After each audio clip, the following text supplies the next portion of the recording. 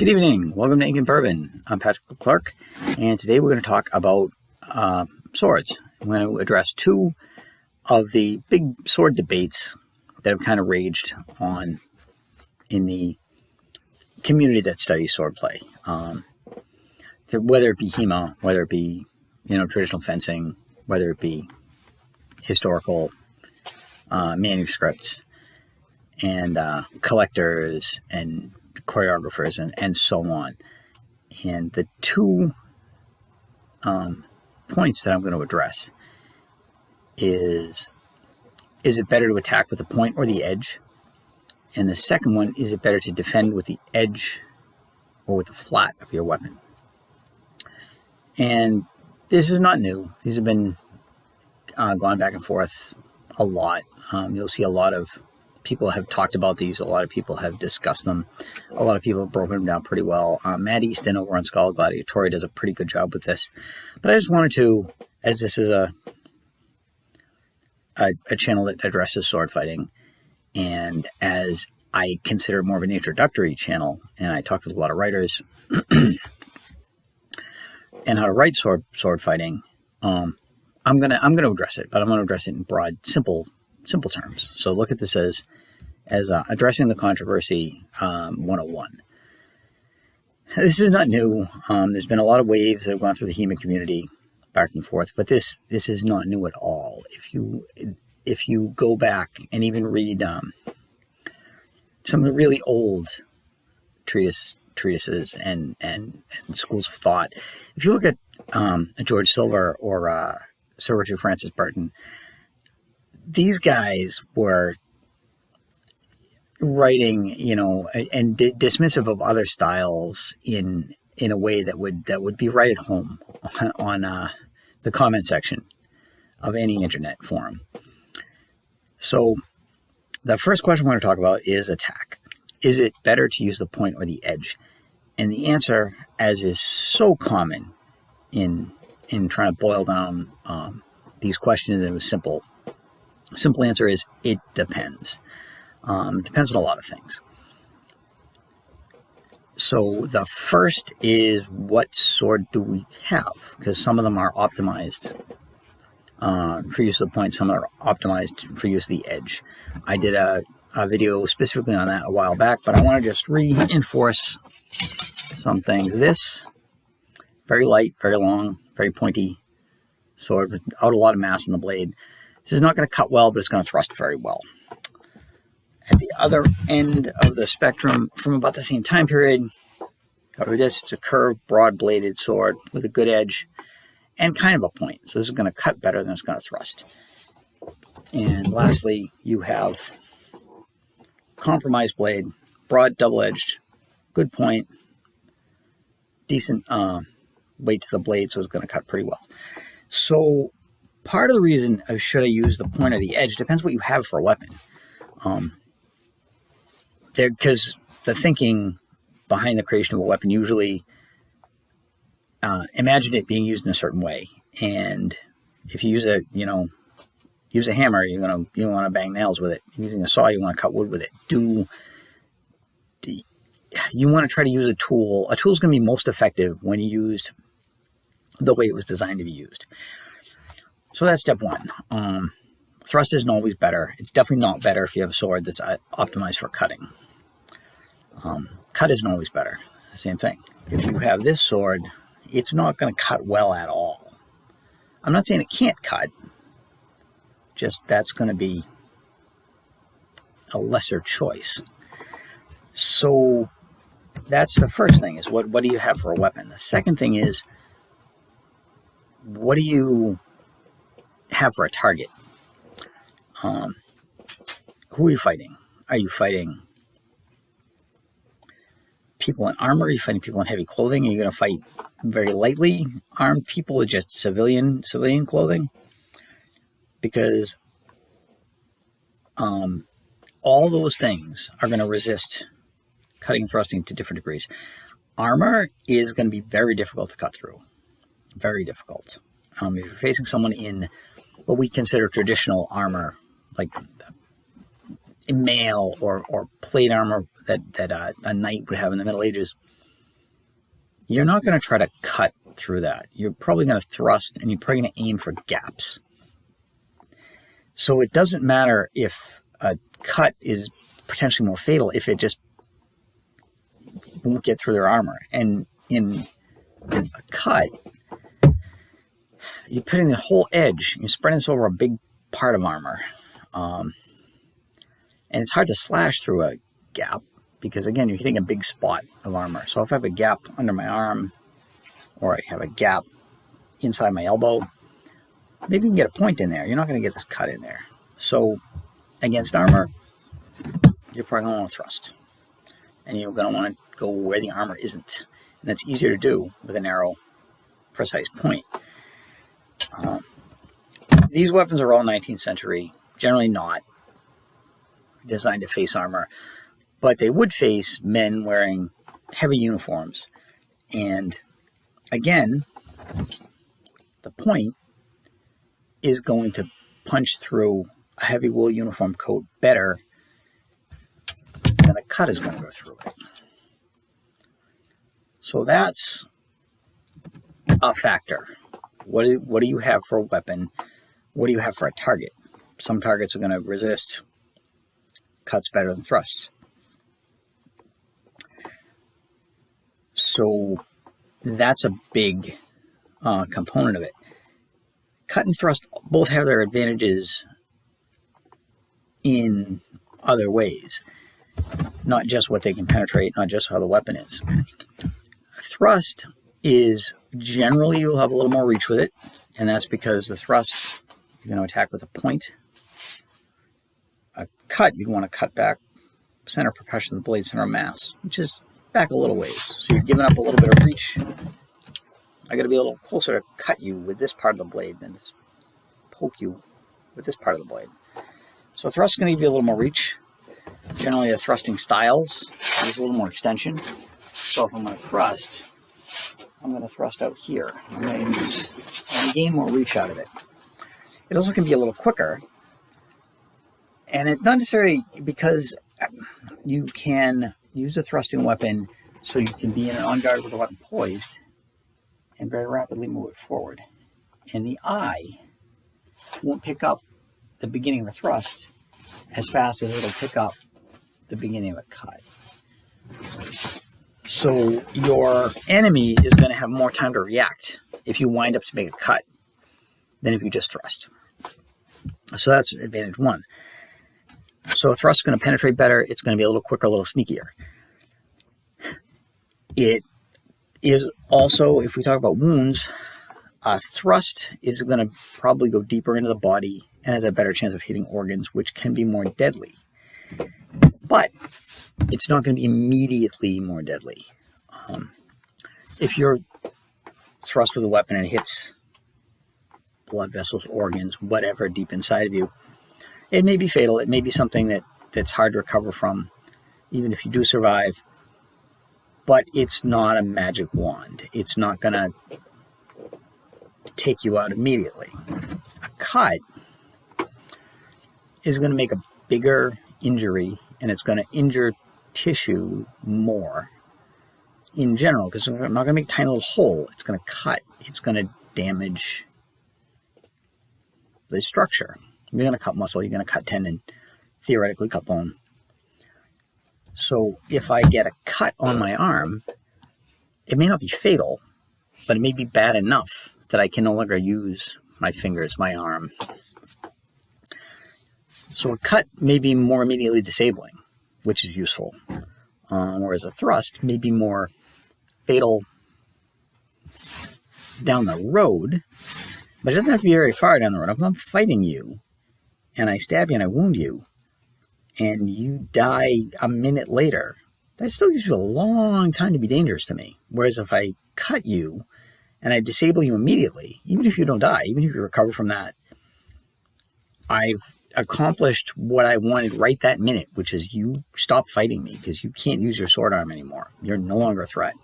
You're probably out of the action. From a self-defense point of view, from a military point of view, that's plenty. I don't really care if my enemy on the battlefield gets wounded, goes back to a field hospital, goes on, lives a long, happy life, and brags about how he fought me at Waterloo. I don't care, because he stopped fighting me at that point. He's just wounded.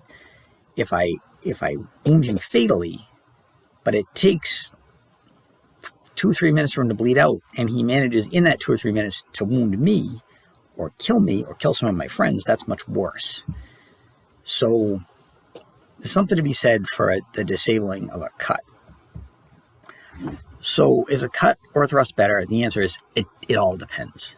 It depends what you're facing, depends what you have, and it depends the way you're trained. And usually that'll all go hand in hand, because the manuals that were designed for unarmored fighting using sabers were very cut-centric, because a saber is designed to cut. It was designed to, we're looking at 19th century cavalry, generally unarmored.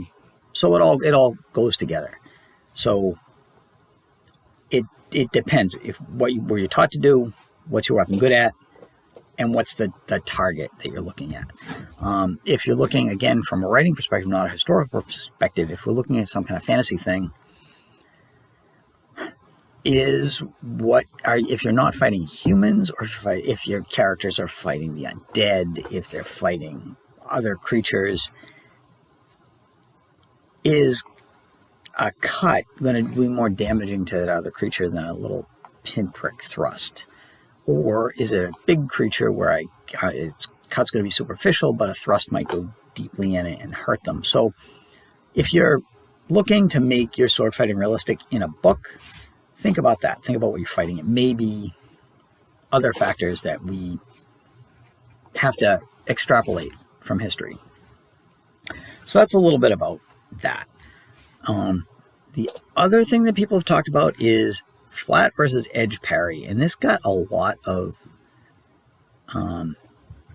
traction a few years back, and I still hear it come up every once in a while. Someone will say, oh, he parried with the edge, you're going to damage your edge. So again, what's better, parrying with the edge or the flat? And the answer again is it depends. But the first thing I'm going to say is edge damage is not a consideration, really. Because if you can see, I'm going to try to bring this in close. There are little nicks and notches and dings along the edge of this weapon. And that is where it encountered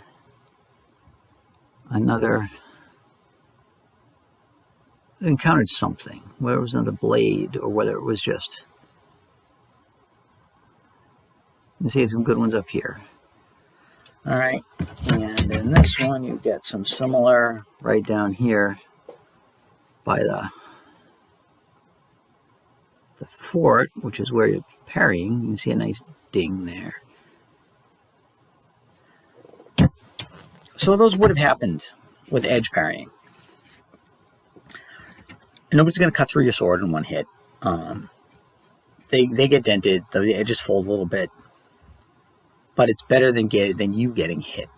And swords get used a couple times in battle, and for a few minutes, and generally you're going to make a couple cuts, couple parries, and then be done with it. So you're more interested in what's going to be most effective rather than preserving your sword. And afterwards, these are still perfectly functional swords. They're not structurally damaged at all. Little polish, little sharpening, they'd be fine. So you're not worried about damage to the weapon. And a couple of reasons we know that they were intended for edge parrying. First of all, it's the way the guard is oriented. This guard is oriented in line with the edge. That means they want me to present this aspect of the weapon against an attack. If you cut at me and I want to put this in front of me, I'm going to catch it with this. Because if I miss, if I parry a little too high, or I think you're going to cut at my head and you cut at my shoulder, it's going to run in here. So this is still good. If I try to parry at the flat, if I try to catch it on the flat, put my flat in front of me, instead of hitting my flat on my blade, You hit my fingers. That's not good. That's probably me out of the fight. So the guard is oriented that way, and I've got better body mechanics that way, because if you look, the edge lines up. My elbow, my wrist, fingers the way I'm strongest. So if I parry like this, that's strength to block. Whereas if I try to parry with my wrist turned and catch it on the flat, my wrist is turned, it's going to push, it's going to twist. It can knock the weapon out of my hand. It can knock my hand sideways. So they were all very much intended. If I wanted to stop your blade, I'd stop it with a flat, with the edge, not the flat. You sometimes do use the flat because I may want to slap a weapon aside. Particularly if you're thrusting, I might not need to catch it on the edge if I slap it aside with the flat of my weapon, and then it lines me up for a cut. The other advantage of catching the thing on an angle on the flat, if you hit two swords edge to edge, the edges tend to bite into one another, and sometimes they'll stick a little bit, they'll grip, because this edge bites into this edge, and you get a little stick. If I catch it on the flat, it's not going to stick, it's going to slide. So sometimes you'll want to catch something not exactly on the edge. You want to catch it a little on the flat so that the weapons don't stick together, so it gets and slides off and sets you up for another attack. So there are techniques that use the flat, particularly, like I said, a beat. Or a beat and a parry are basically the same move. It depends if I'm beating your weapon out of a guard, it's a beat. If you're thrusting and I use the same move to clear your weapon from hitting me, it's a parry. But again, a weapon coming at me that I slap aside with my flat, it's not going to stick, it's going to knock it aside, and it's going to line my edge up to go back into that cut. So, do you want to use the edge of the flat? Yes. You want to use whatever's going to give you the most advantage. If I want to stop a cut dead, if you're cutting my head and I want to raise my blade up, I'm going to catch it on the edge. If I want to deflect it and slide it beside me, I may turn it a little bit so that it slides down the flat. Either way is going to work. Again, edge is going to be stronger. Edge is going to have your guard lined up with it. Flat is going to slide more. Potentially less damaging to your sword. It's not going to cut into your edge. Not going to make a dull spot. I think that's really... You're not going to protect your edge. Don't try to protect your edge. Because even if I protect my edge and I never parry with it, when I cut at you, I'm moving my edge towards you. If you parry, that's where all these little nicks and notches come from. Is this sword was swung at something that, you know, might have been another sword edge that bit into it. So your sword's gonna hit things that are gonna dull it, chip it, dent it. It's a tool that was used violently. It's designed to be smacked into things. It's gonna get dinged up, and that's okay. A lot of the really beautiful swords you see were presentation swords. They were not carried in a battle. A lot of combat swords have damage. But again, it's steel, it's tough. Polish it up, sharpen it up. It should be fine. And again, so all the answers to edge versus point, edge versus flat, answer is always it depends. Distrust anybody that tells you any absolute. Absolutely distrust anyone who tells you an absolute, which is a good rule of thumb. Look at primary sources whenever you can. Look at manuals whenever you can. Look at the actual objects whenever you can. And these objects all show damage to the edge where they were parried or where they did parry. A lot of the manuals will show parrying with the edge. A lot of the first-person primary sources talk about parrying with the edge. Parrying with the edge was generally done. Parries with the flat, beats with the flat, blows with the flat happened. We know that because there are some moves specifically designed for that. You see them in a lot of the German longsword treaties rather than the Victorian and Georgian sword manuals, but you can see them there too, and you hear reports of it. And if you've done any fencing, you'll know that moves with the flat, which are generally more of a slap than a parry, they work, and they work as they do. You sometimes get a slightly unrealistic feel for parries if you're doing sparring reenactment, whether it's HEMA, whether it's fencing, because blunt practice swords, we practice generally with blunt swords because you don't want to hurt your opponent. They're going to slide. They're not going to bite in and bind as well as sharp swords. So it's just a difference. It's just a change. But understand that's there. So again, this was just scratching the surface. Don't fall into a trap of people say always use the point. The edge is superior. The point is superior. Never parry with your edge. Protect your edge. All those things are overly extreme points of view, which are not borne out by the historical record and not borne out by what we can look at with artifacts, what we can look at from old manuals, which is how they taught people. Keep an open mind. Look at things logically. Try to get your hands on some real objects if you can, and try to read as much primary source as you can. So I hope that I've sufficiently muddied the waters in this one, keep you free of the tyranny of the absolutes. And if you like this, like and subscribe. I'll link the other point thrusting versus cutting sword video that I did in the description. And if you like this kind of content, hopefully we'll see you again soon. Thanks. Bye-bye.